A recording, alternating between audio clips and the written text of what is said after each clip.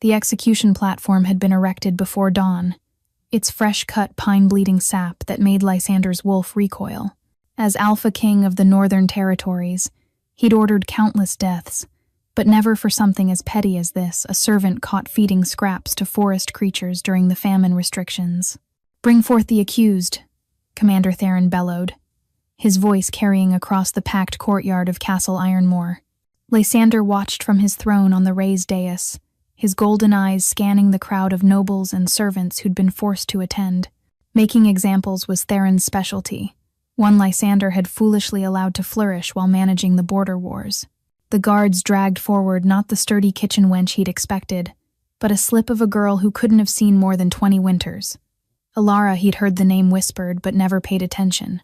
She moved with an odd grace despite the shackles, her moon-pale hair falling like a curtain over her downcast face. "This creature," Theron announced, voice dripping with disgust, "has been stealing from your tables, Your Majesty, feeding the very beasts we've sworn to keep from our walls." The crowd murmured, some in anger, others in pity. The famine had made everyone desperate, but the law was clear. Lysander felt his beta, Aldrich, shift beside him, sensing his alpha's unease through their pack bond. "She refuses to speak in her defense," Theron continued, grabbing Alara's chin roughly. 3 days of questioning, and not a single word. That's when Lysander saw her eyes silver as starlight, completely untouched by fear. His wolf stirred, recognizing something it couldn't name. "The punishment for theft during famine is 50 lashes, Theron declared. "For a servant who steals from the Alpha King himself, 70, called Lord Ravencrest from the nobles' gallery. "Make her scream for mercy." Alara's gaze suddenly snapped to the Lord, and Lysander could have sworn he saw disgust flicker across her features before returning to that serene mask. "She's mute, you bloodthirsty fool," an old laundress called out, immediately shrinking back as guards turned toward her. "Been mute since she came here as a child." Lysander noticed how the laundress Rosalie, he recalled, watched Alara with an expression that seemed almost protective, almost proud. Theron's smile widened cruelly. "Then she'll make excellent practice for my new whip." The commander uncoiled the weapon, silver-threaded leather that would burn even a wolf shifter. But as he raised his arm, something extraordinary happened. A murder of ravens erupted from the castle, towers, hundreds of them, descending in a black cloud of wings and fury. They dove at Theron, talons raking, beaks stabbing. The commander stumbled backward, covering his face as blood began to flow. In the chaos, Lysander saw Alara's lips moving not in speech, but in something else. A song without sound, her eyes now fully silver, glowing like small moons. "Witchcraft!" someone screamed. The ravens circled her protectively, and in that moment of perfect stillness within chaos, her eyes met Lysander's. He felt the impact like a physical blow recognition, though they'd never truly looked at each other before. His wolf howled inside him, straining against his skin. Then she did something that changed everything. She smiled, just a fleeting upturn of her lips, and walked calmly toward the castle gates. The guards moved to stop her, but the ravens formed a living wall of feathers and rage. The shackles fell from her wrists as if they were made of mist. "Stop her!" Theron roared, blood streaming down his face. Lysander stood, his alpha presence rippling through the courtyard, freezing everyone in place. Everyone except Alara, who continued her unhurried walk toward the forest line. "Let her go," he commanded, his voice carrying absolute authority. "But Your Majesty," Theron started, "would you have me fight a murder of ravens in my own courtyard?" Lysander asked coldly. "She's proven her point. The forest wants her back." As Alara reached the tree line, she turned back once. Her silver eyes found his gold ones across the distance, and she pressed a finger to her lips, a secret, a promise, or perhaps a warning. Then she vanished into the woods, the ravens following like a dark river in the sky, leaving behind a courtyard full of witnesses to something extraordinary. As the crowd dispersed, Rosalie remained, her ancient eyes tracking the forest line with satisfaction. 3 nights. 3 nights of his wolf clawing at his insides, demanding he follow her scent trail into the thornwood. Lysander paced his chambers, fighting the primal need that had taken root since the moment those silver eyes had met his. "You've barely touched your dinner, Alpha," Aldrich observed from the doorway. "Since when do you monitor my eating habits?" Lysander growled, though there was no real heat in it. "Since you started staring at the forest from every window like a lovesick pup," his beta replied. "The pack feels your restlessness. It's affecting everyone." Lysander turned from the window where, indeed, he'd been watching the tree line. "There's something about her, Aldrich. My wolf recognized something. She's a witch," Aldrich said carefully. "The ravens proved that, and she's been living under our noses for years, pretending to be mute." "Pretending," Lysander mused. "Or surviving. How else does someone with that kind of power hide in an Alpha King's castle?" A knock interrupted them. Guard Captain Mirren entered, bowing low. "Your Majesty, Commander Theron demands an audience. He's gathered evidence about the servant girl." Lysander's wolf snarled. "Send him in." Theron entered with bandages covering half his face, carrying a leather satchel. "Your Majesty, I've discovered disturbing information about the witch." "Her name is Alara," Lysander said quietly, dangerously. Theron hesitated, then continued. "She came to us 7 years ago, found half dead at our borders. The previous healer, Sage Morwyn, insisted on taking her in. But here's what's interesting."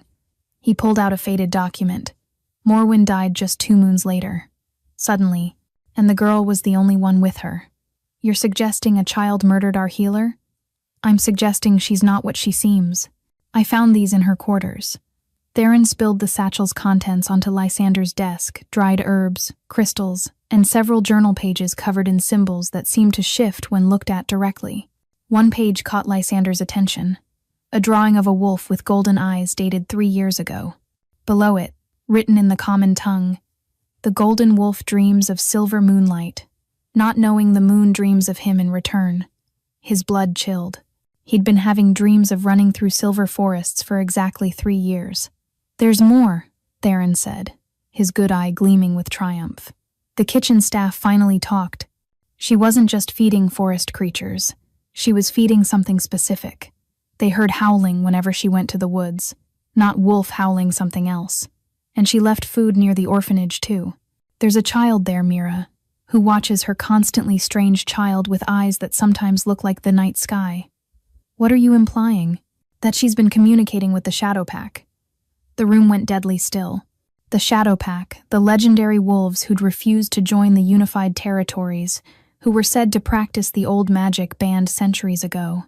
"That's myth," Aldrich breathed. "Are they?" Theron pulled out another paper. "Border Patrol reports. 16 sightings in the last year of unusual wolves. Silver, white fur, eyes like stars. Always near where the girl was seen walking." Lysander's control snapped. "Enough. I'll handle this personally. Your Majesty, you can't—" I said enough. His alpha command made both men bare their necks in submission. "Double the border patrols. But no one enters the Thornwood except me." After they left, Lysander stood before his mirror, watching his eyes flicker between human gold and wolf amber. The dreams, the recognition, the way his wolf had nearly broken free when she smiled, it all pointed to something he'd thought impossible. A mate bond. But not just any mate bond, one with someone who might not even be entirely human. He waited until midnight, then shifted into his massive golden wolf form and slipped through the castle shadows. Her scent trail was still there. Faint but unmistakable wild roses, and something electric, like the air before lightning strikes. The Thornwood welcomed him with unusual silence. No insects, no night birds, as if the forest itself was holding its breath. He followed her trail deeper, past the safe boundaries, into the old growth where the trees were ancient and the magic thick enough to taste. Then he saw light silver-blue wisps floating between the trees like wayward stars.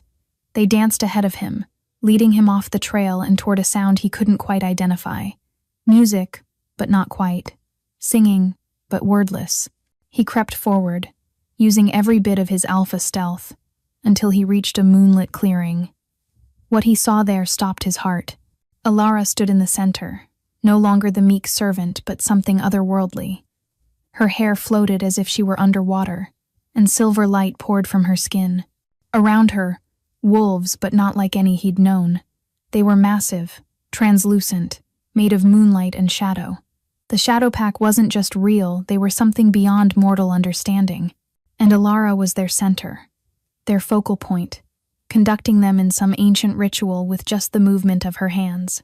As he watched, frozen in amazement and terror, one of the shadow wolves turned toward him. Its star-bright eyes widened in recognition. Then Alara's head snapped in his direction, her silver gaze finding him in the darkness.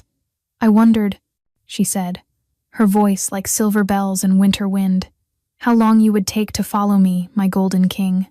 The shadow wolves began to circle, and Lysander realized with cold certainty he'd walked into something far greater than a trap. "Don't run." Alara's voice carried a note of command that made Lysander's alpha wolf want to bristle and submit simultaneously. "They'll chase anything that runs." The shadow wolves continued their circle, their forms shifting between solid and ethereal with each pass. Up close, Lysander could see they weren't entirely wolves. There was something ancient in their shapes, something that predated the modern shifters. "You can speak?" he said, his human voice rough from the sudden shift back. He stood naked in the moonlight, not caring about vulnerability, not when faced with this revelation. "I can do many things," Alara replied, silver light still dancing across her skin. "Speaking was just never necessary. Your people say so much with their words, yet mean so little. These are the Shadow Pack." It wasn't a question. They were, once. Before your great-grandfather's grandfather declared the old magic forbidden, before the pure wolves were hunted for refusing to bow to alpha dominance. She moved closer, the shadow wolves parting for her. Now they're something else. Guardians of what was lost. "And you? What are you?" She tilted her head, studying him with those silver eyes. "Would you believe me if I said I didn't fully know? I remember fire and screaming.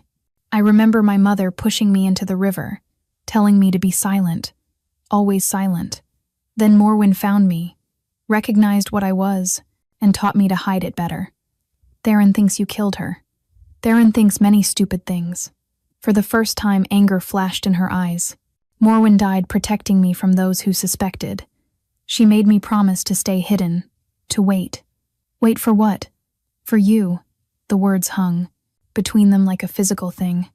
Lysander's wolf surged forward, partially shifting his features. "You're my mate." "No." The denial hit him like ice water. Then she continued, "I'm something more complicated than that. Can't you feel it? The pull between us isn't just the mate bond, it's older, deeper." She reached out, her fingertips barely grazing his chest. Where she touched, silver fire spread across his skin, not burning, but awakening something dormant. His vision exploded with images, massive wolves running beside dragons, magic flowing freely through the land, a time before the divide between human and beast. "What are you showing me?" "The truth your bloodline forgot. You're not just an alpha king, Lysander. You're the last of the golden line wolves who could bridge the gap between the old magic and the new. Your ancestors didn't conquer the other packs. They betrayed them, severed the connection to the ancient powers to make themselves supreme." He jerked back, but the visions continued. He saw his great-grandfather standing over the bodies of silver wolves, saw the ritual that bound the pack magic to alpha blood alone, saw the price, the slow death of true magic in the world. "Stop," he gasped, falling to his knees. The vision ceased, leaving him panting in the moonlit grass. Alara knelt before him, her expression soft with something like pity. "I didn't want to show you, but time is running out. The barriers between worlds are weakening. The old enemies your ancestors made are returning. And without the full power of the united packs, old and new will all fall. Why couldn't you just tell me? Why the charade? Would you have believed a servant girl claiming to know the secret history of your bloodline? Would your wolf have accepted a mate who challenged everything you thought you knew?" She smiled sadly. "I needed you to follow me here, to see with your own eyes, to choose." A howl pierced the night, not from the shadow wolves, but from the direction of the castle. Then another, and another. Pack calls, distress signals. "No," Alara breathed, jumping to her feet. "It's too soon. They weren't supposed to find the breach for another moon cycle." "What breach? What's happening?" The shadow wolves began to agitate, their forms solidifying as they turned toward the castle. Ilara's silver light flared brighter. The Void Hunters. Your ancestors' sealing of the old magic created cracks in reality. Things that were banished have been trying to break through. I've been holding them back, but... A scream echoed from the castle, human and wolf combined. Lysander's beta bond flared with Aldrich's terror.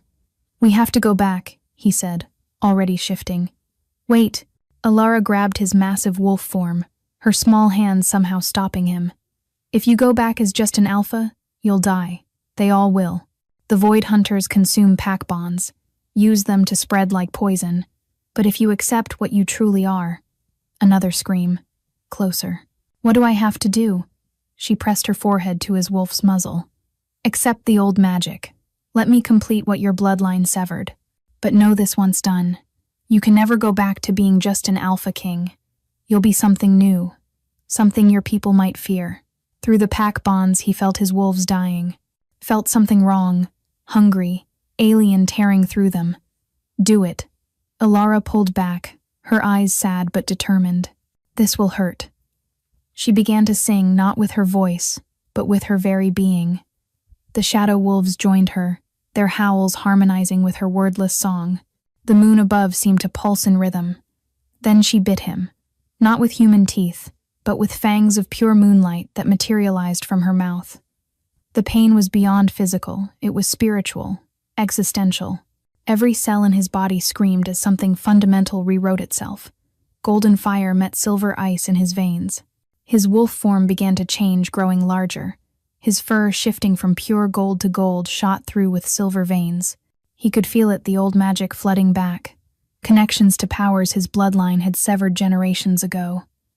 But with the power came knowledge. Terrible knowledge. The Void Hunters weren't random monsters. They were the vengeful spirits of the wolves his ancestors had slaughtered, transformed by centuries of rage and the twisted magic of their banishment. And leading them was someone he knew, someone who'd orchestrated all of this. "Theron," he growled with his new voice, which echoed with harmonics that shouldn't exist.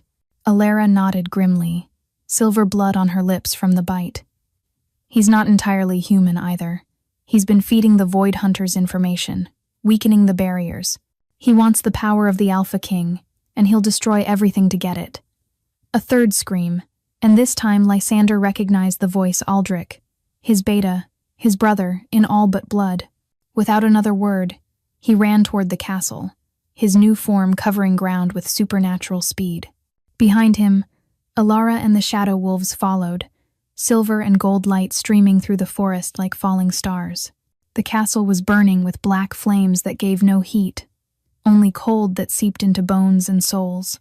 Lysander burst from the tree line to find his pack scattered across the courtyard, some in wolf form and others human, all writhing as shadow creatures tore at them with incorporeal claws. The Void Hunters were nightmares, given form wolf shapes made of smoke and hunger, with eyes like empty holes in reality. Where they touched, life drained away, leaving husks that crumbled to ash. "Aldrich!" Lysander's new voice shattered windows, the harmonic frequencies of old and new magic combined. His beta was pinned beneath 3 Void Hunters, his brown wolf form already fading to gray as they fed.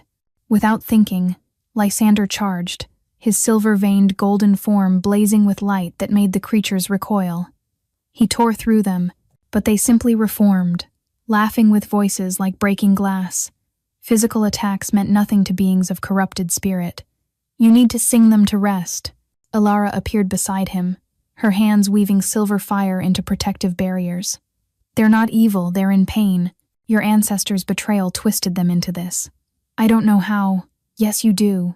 The knowledge is in your blood now. Feel it." Another wave of Void Hunters poured from the castle's main gates, and riding them like a general on horseback was Theron. But not Theron as Lysander had known him. The commander's form flickered between human and something else, something ancient and wrong, with too many eyes and shadows that moved independently. Finally, Theron's voice was legion, echoing from every shadow. The Golden King reveals himself. "Do you know how long I've waited? How many generations I've served, pretending loyalty while feeding on your palace's misery? You're one of them, a Void Hunter. I was the first wolf your great-grandfather betrayed, his own beta, sacrificed to seal the old magic. Theron's form solidified, showing his true self, a massive wolf made of living shadow, bound together with chains of corrupted pack bonds. He offered me as payment to the void, to keep the darkness at bay. But I didn't die. I evolved. I learned to wear faces, to wait, to plan. The shadow wolves had formed a protective circle around the surviving pack members, their ethereal forms holding back the worst of the assault. But they were outnumbered, and each moment more void hunters emerged from tears in reality itself. "Join me, Lysander," Theron offered, his legion voice almost hypnotic. "You have the old magic now. We could remake this world. No more divisions between old and new. Just power, pure and unlimited." "Power built on suffering," Alara said, stepping forward. Her silver light flared, and for a moment Theron's shadows recoiled. "I know what you really want, Void King. Not unity, but consumption. You'd devour everything wolf, human, and magic itself to fill the emptiness where your soul used to be." Theron snarled, his form expanding. "The little moon witch speaks. Tell me, girl, what did you think would happen when you awakened the golden line? Did you think it would be enough? You're just one silver wolf against centuries of rage. She's not alone." The voice came from everywhere and nowhere. Then the moon itself seemed to descend, and from its light stepped a figure Lysander recognized from portraits, Morwen, the old healer.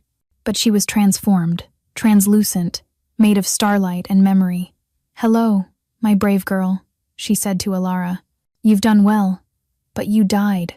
My body did, but I bound my spirit to yours, waiting for this moment." Morwen turned to Lysander. "Young king, the choice before you is simple but not easy. The void can only be sealed by willing sacrifice, not forced betrayal like your ancestors did, but chosen surrender. Someone must enter the void willingly, to heal it from within." "I'll go," Alara said immediately. "No!" The word tore from Lysander's throat before he could stop it. His new mate bond, incomplete but undeniable, screamed at the thought. "It makes sense," Alara continued, her silver eyes steady. "I'm already between worlds, neither fully human nor wolf. I can survive in the void long enough to die slowly instead of quickly." Theron laughed. "Yes, please, little moon witch. Enter my domain. I'll enjoy tearing you apart for eternity." But Lysander was already moving, not toward Theron but toward Alara. He shifted to human form, catching her hands in his. "There's another way," he said, the knowledge flowering in his mind, gift of the completed bloodline magic. Not one sacrifice, but two united. The golden and silver lines as one. We go in as one being. We can transform the void itself. That's never been done, because there's never been a united pair before. The old magic kept the lines separate, afraid of what they could become unified. He pressed his forehead to hers. "You woke me up, Alara. Let me save you in return." She searched his eyes, and he felt her presence in his mind, gentle, questioning, then understanding.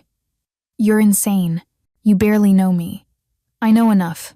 I know you spent 7 years protecting people who would have burned you as a witch. I know you fed the shadow wolves even when it meant starving yourself. I know you could have killed everyone in that courtyard, but chose to spare them." He smiled. "And I know my wolf has been calling for you since before I knew you existed." "How touching," Theron snarled, gathering his void hunters. "But you're out of time." He was right. The shadow wolves were failing, their light dimming. Pack members were falling one by one. In minutes, everyone would be dead. Alara looked at the devastation, then back at Lysander. "As one?" "As one." They shifted simultaneously, he into his massive golden silver wolf, she into something he'd never seen before, a wolf of pure moonlight, silver so bright it hurt to look at. Their forms touched, and power exploded outward. "No!" Theron charged, but Morwen's spirit intercepted him, holding him back with chains of starlight. "Now, children, while I can hold him." Lysander and Alara sang not with voices but with their very souls. The harmony was perfect, golden sun and silver moon, creating something new. A doorway opened beneath them, not into the void but through it, showing glimpses of what lay beyond a realm of pure magic, waiting to be healed. "If we do this," Alara's voice echoed in his mind. We might not come back. Not as we are. Then we'll become something new, as one. They leaped into the doorway as a single being, their forms merging into a creature of gold and silver light.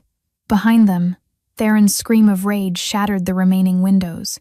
The last thing Lysander heard before the void swallowed them was Aldrich's voice, weak but alive. The king has fallen. The king has wait, look at the sky. Where the void had torn holes in reality, golden silver light was pouring through, not destroying but healing, transforming the void hunters back into the souls they'd once been. The sacrifice had been made, but in the space between heartbeats, between world and void, Lysander felt Alara's presence merged with his own and realized this wasn't an ending, it was a transformation. Marcus's countdown had begun 13 days until they either returned, transformed, or the void would claim everything.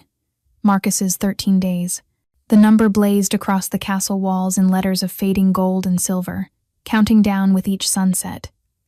No one could explain how they knew what it meant, but every soul in Castle Ironmore understood. Their king and the Moon Witch had 13 days to return from healing Marcus. The soul that had been Theron or the barrier between worlds would collapse permanently. Aldrich stood in what remained of the throne room, his body still bearing gray marks where the void hunters had nearly drained him. As Beta, command had fallen to him. But how did one lead when half the pack was traumatized and the other half was experiencing changes? They're calling them the Blessed, Captain Mirren reported, gesturing to the courtyard below where several pack members sat in meditation. The ones touched by the golden silver light when the king and witch vanished. They claim they can hear singing. Aldrich watched as young Cassia, barely 16, held her hands over a dying garden. Where she touched, plants didn't just grow, they bloomed with flowers that shouldn't exist, petals of silver and gold that hummed with their own light. And the others? The shadow wolves remain. They patrol our borders, keeping the remaining void tiers from widening. But Beta, Mirren hesitated. They're waiting for something. Sometimes they howl at the empty throne, as if answering a call we can't hear. A commotion in the courtyard drew their attention. The laundress Rosalie was backing away from her washing basin in terror. The water had turned silver and was showing images. Aldrich ran down, pushing through the gathering crowd. In the basin's surface, he saw them Lysander and Alara, but transformed beyond recognition. They were a single being of light, fighting through landscapes that shouldn't exist. Forests of crystallized time, oceans of liquid starlight, mountains that sang with voices of the dead. My king, Aldrich breathed. The image shifted, showing them separating briefly. Lysander's form was gaunt, his golden light flickering. Alara cradled him, her silver radiance pouring into him, sustaining him. They were both dying, Aldrich realized. Whatever realm they'd entered was consuming them, even as they tried to heal it to heal Marcus. We have to help them, someone said. How? Another voice demanded. We can't even understand where they are. The water went dark, but before, Aldrich could despair. New words appeared on the castle walls. The bond calls for anchors, those who would hold them to this world. Prepare. Anchors, Aldrich murmured. Then louder. They need anchors, connections to pull them home. But even as hope flickered, shadows gathered at the edges of vision. Not void hunters this time, something worse. Marcus's voice, the part of him still corrupted, echoed from every dark corner, though his true soul was with Lysander and Alara. Fools, his shadow, self-whispered. They're trying to save me, but I'm already lost. In the void, my pain has become God. Each day they weaken trying to heal me. I grow stronger. And when the 13 days end, I'll return wearing their skins. In the space between worlds, Alara felt herself fragmenting. She'd been wrong, this wasn't just a realm to be healed, but Marcus's soul itself, raw and infected with centuries of betrayal and rage. Lysander, she called, though sound didn't exist here. Their merged form had separated hours ago, or was it days? Time moved strangely in someone's soul. She found him battling a memory made manifest Marcus's last moment as a true beta, watching his alpha brother drive the blade in, twisted into an endless loop of betrayal. You were meant to stand together, the specter howled. Brothers in all but blood, Look what loyalty brought me. Lysander's form was more wolf than man now, golden light sputtering like a dying flame. Each blow from the memory drained more of his essence. Alara sang the only weapon that worked here, and her silver light wrapped around Lysander like armor. The specter recoiled but didn't retreat. You can't save him. The shadow, Marcus said. I am the truth of betrayal. Every Alpha King carries this sin. Then he'll be the first to break free of it, Alara snarled. She pulled Lysander to her, their foreheads touching. Listen to me. This isn't just about healing Marcus. It's about healing the original wound, the first betrayal. Through their connection, she showed him what she'd learned. Marcus's soul wasn't evil. It was broken into pieces. The loyal beta, the betrayed brother, the void creature, all fighting for dominance. We need to help him remember who he was before the pain, she whispered. Together, they stood and faced not just the specter, but all of Marcus's fractured selves. Instead of fighting, they did something unprecedented. They shared their own pain, Lysander's isolation, Alara's years of hiding showing Marcus he wasn't alone in his suffering. The void around them began to shift, and suddenly Marcus appeared, not as Theron or the Shadow, but as a young man, confused and frightened. I don't know how to stop being angry, he whispered. You don't have to stop, Alara said gently. You just have to choose what to do with it. In Castle Ironmoor, the countdown reached day 9, and changes accelerated. Aldrich watched pack members beginning to transform not into wolves, but something between. They were becoming like the shadow wolves, translucent, caught between worlds. It's Marcus's pain, Rosalie said, her washing basin now permanently silver, showing constant visions. His healing is pulling everyone connected to the pack into the space between. The pack bonds, Aldrich realized, were all connected to this healing. Words blazed on the walls. Choose anchors now. 3 hearts, 3 bonds, 3 choices. Or all fall to shadow. 3, Aldrich said. 1 for Lysander, 1 for Alara, 1 for Marcus. He thought of Lysander not as his king, but as the brother who'd saved him from rogues as a pup. I'll anchor the king. Young Cassia stepped forward, her blessed hands glowing. The lady showed me kindness when others feared my emerging powers. I'll anchor her. They needed a third. The crowd parted, and there stood someone unexpected, Garrett, one of Theron's former guards who'd thrown down his sword rather than fight the shadow wolves. I served Theron, not knowing what he'd become, he said quietly. Let me anchor Marcus, the man he was before the void consumed him. 3 anchors for 3 souls. The ritual began at sunset, and across the void, all 3 felt it lights calling them home. Day 10 brought transformation. Aldrich convulsed on the ritual circle's floor, his connection to Lysander burning like gold fire through his veins. Beside him, Cassia whimpered, as her blessed powers went haywire. Flowers bloomed and died in rapid cycles around her. Garrett was the worst, his body flickering as his connection to Marcus's fractured soul tried to tear him apart. Hold, Rosalie commanded, her silver basin projecting the soul healing for all to see. They're bringing him back, all of him. In the projection, Lysander and Alara were helping Marcus gather his scattered pieces, the loyal beta, the betrayed brother, the centuries of rage weaving them back together with threads of gold and silver light. But as the anchors pulled, something else emerged. The part of Marcus that had become the void itself didn't want to be healed. It grabbed the anchor threads, trying to crawl toward their world. You think you can save me? The void, Marcus laughed.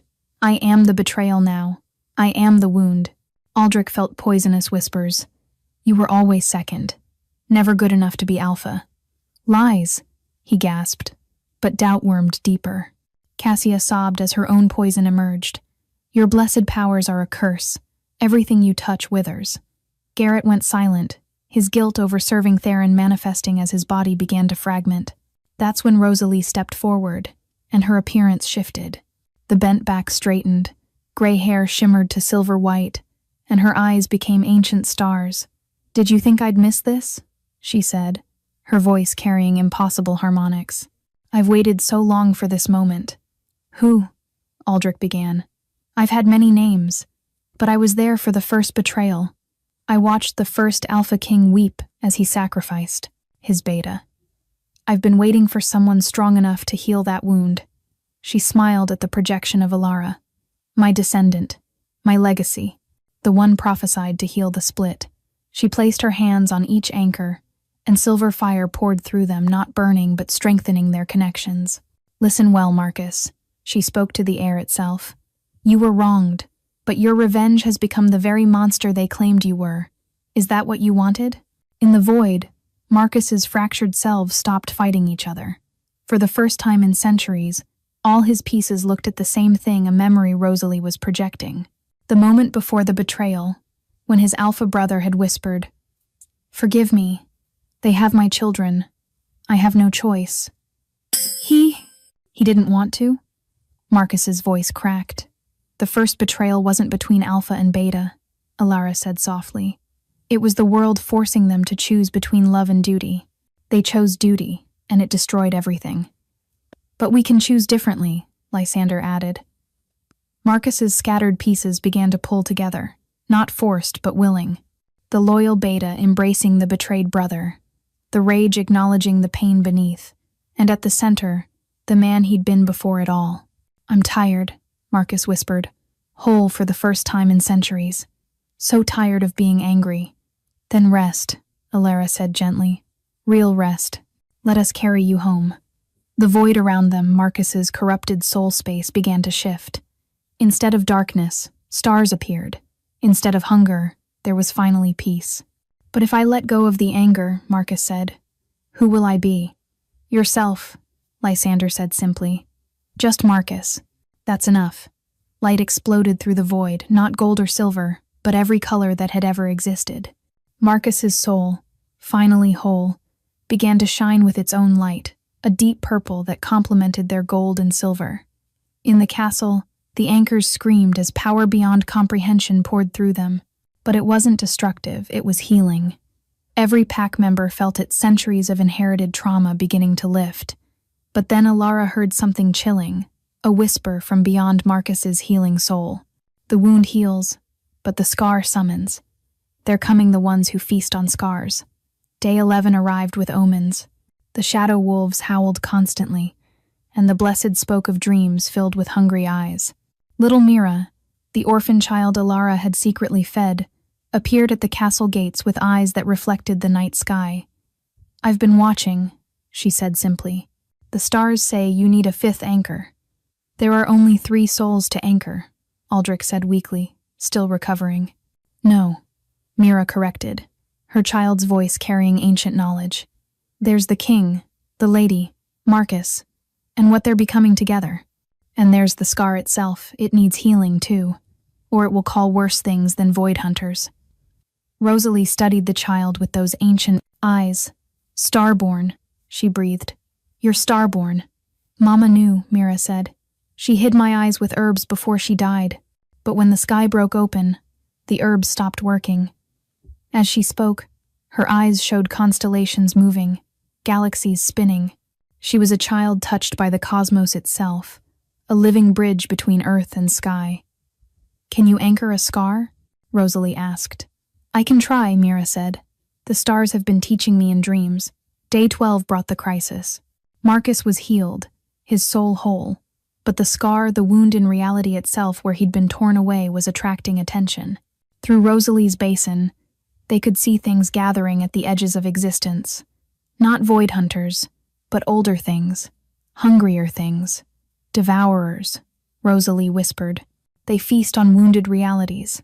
In the soul, space, Lysander, Alara, and the healed Marcus felt them scratching at the borders of existence. We have to go back now, Lysander said. If we leave before healing the scar, they'll follow, Alara argued. Then we heal it, Marcus said, standing tall for the first time. His form was solid now, no longer shadow, but a man with purple-tinged silver hair and eyes that held depth without darkness. I made this wound. Let me help close it.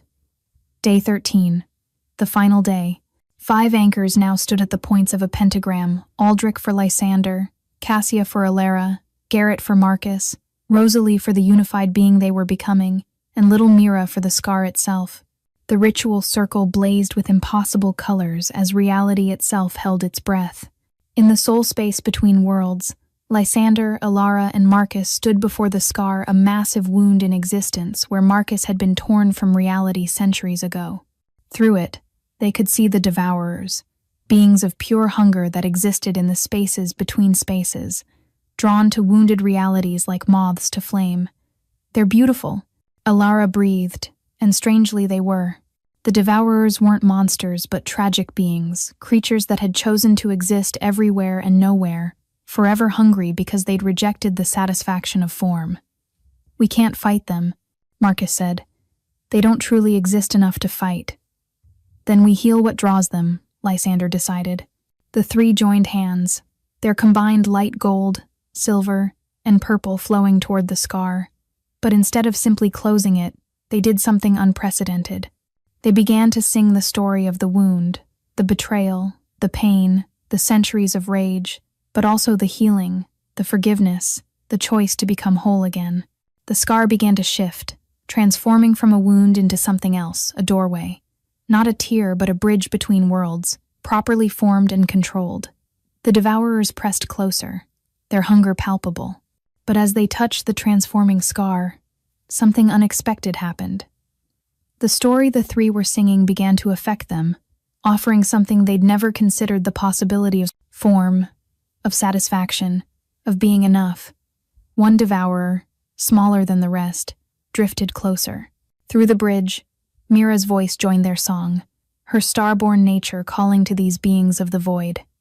"You can choose," she sang in a child's pure voice. "You can choose to be real." The small Devourer shuddered, and for a moment it took a form gossamer in Starlight, beautiful and fragile. It looked at itself in wonder, then fear, then began to dissolve back into hunger. "No!" Ilara reached through the bridge, her silver light wrapping around the creature. "Don't give up. Being real is scary, but it's worth it." She shared her memory of the moment she chose to speak after 7 years of silence. The terror, the liberation, the wholeness of finally being truly seen. The Devourer solidified again, this time more stable.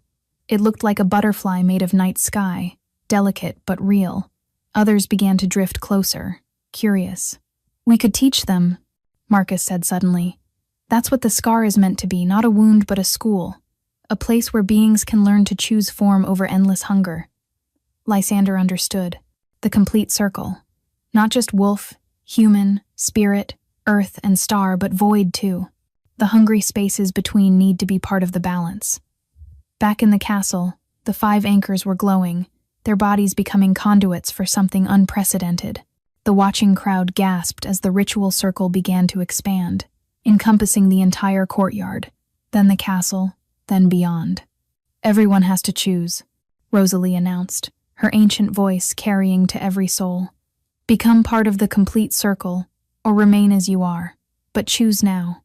Some fled, fearing the change, but many stayed pack members, servants, even some who'd served Theron, all choosing to be part of something greater. The transformation began, not violent like Marcus's corruption, but gentle like dawn breaking. Those who chose found themselves expanding, not losing their original selves but becoming more.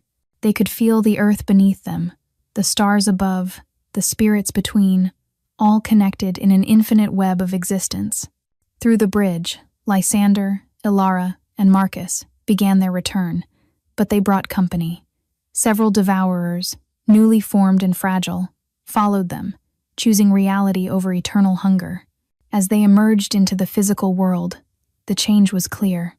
They were no longer 3 separate beings, but something fluid, sometimes 3, sometimes 1, always connected. Lysander's golden form now held veins of silver and purple. Ilara's silver light contained threads of gold and starlight. Marcus stood solid and real, no longer shadow but a man transformed. The castle itself had changed. The stones hummed with life, the air sparkled with visible magic, and every person present bore marks of transformation, a shimmer to their skin, a depth to their eyes, a connection to everything around them. "The complete circle," Rosalie said, tears streaming down her ancient face. "After 1,000 years, the complete circle is whole again." But the work wasn't done. More Devourers gathered at the bridge, curious but fearful. Some chose form immediately, becoming creatures of impossible beauty. Others fled back to their hunger, and some lingered at the threshold, undecided. "It will take time," Alara said, her voice harmonizing with itself. "Perhaps forever, but the bridge is open. The choice is always there." Mira, the starborn child, had become something extraordinary during the ritual, a living constellation, still child-shaped but made of night sky and wonder. She appointed herself guardian of the bridge, teaching devourers to sing themselves into existence. As the sun set on the 13th day, Castle Ironmoor stood transformed. It was no longer just a castle but a nexus, a place where all realities touched, where beings could choose their nature, where the complete circle turned eternal. Aldrich, now bearing marks of gold that matched his alpha's light, approached the three. "What do we do now?" Lysander smiled, and for a moment he was just himself, the Alpha King who'd followed a maid into the woods. "Now we teach, we heal, we offer choice to every hungry soul, in this world and beyond." Alara took his hand, then Marcus's, completing their eternal connection. "The quiet maid speaks now," she laughed, her voice carrying the music of spheres, and she says, "The real work has just begun." Across the transformed territory, shadow wolves ran alongside starborn butterflies that had once been devourers. The blessed tended gardens that grew through multiple dimensions. And at the bridge between worlds, little Mira sang lullabies to hungry voids, teaching them to dream of form. The world had asked them to choose between duty and love, between power and compassion, between form and void. They chose all of it, and in doing so, rewrote the rules of existence itself. In the great hall that night, as beings of every nature celebrated their transformation, Garrett, who'd anchored Marcus through his guilt, asked the question everyone wondered. Was it worth it? All the pain, the loss, the centuries of suffering? Marcus answered, his purple-touched eyes deep with hard-won wisdom. Every scar tells a story. Ours just happens to have become a doorway. And every soul who walks through it, choosing form over hunger, choosing connection over isolation, they make it worth it. The Alpha King had followed the quiet maid into the woods. What he saw there changed everything. But what they became together transformed existence itself. And in the spaces between heartbeats, between worlds, between thoughts, the complete circle turned, perfectly balanced at last, not an ending, but an eternal beginning, offering choice to every hungry soul brave enough to reach for it.